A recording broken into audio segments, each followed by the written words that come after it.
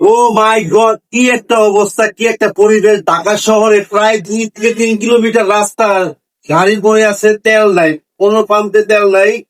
এই যদি হয় দেশের পরিবেশ, তাহলে মানুষ কিভাবে চলবে এবং যানবাহন কিভাবে রাস্তাঘাটে চলবে? মানুষ যদি অসুস্থ হয় কিভাবে হাসপাতালে যাবে? আপনারাই বলেন।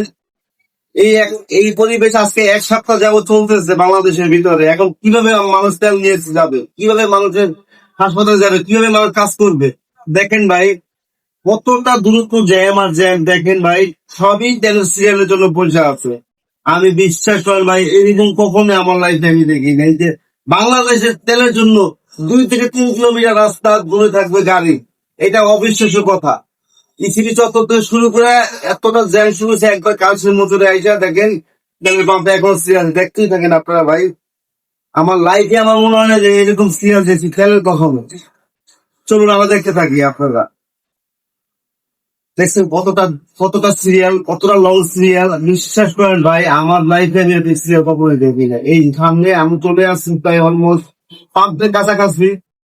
এই যে দেখেন আপনারা কতটা সিরিয়াল দেখছেন ভাই। আপনি যদি গাড়ি গুনতে দেখেন, কয়েক হাজার গাড়ি আছে সিরিয়াল তেলের জন্য। কয়েক হাজার গাড়ি আছে তেলের জন্য। এই দেখেন রিক্সাটা আমার সামনে আছে। চলুন দেখতে থাকুন আপনারা, পাম্পের সামনে কত গুণ আমি আসতে পারি। ও মাই গড, এই যে ভাইয়া দেখেন, এইখানে এসছে পাম্পের নাম, এই যে পাম্পের জায়গাটা। বিশ্বাস করেন, 2 থেকে 3 কিলোমিটার রাস্তা শুধু গাড়ি আর গাড়ি এই পাম্পের তেলের জন্য। আজকে 7 দিন যাবতে বাংলাদেশের এই পরিবেশ।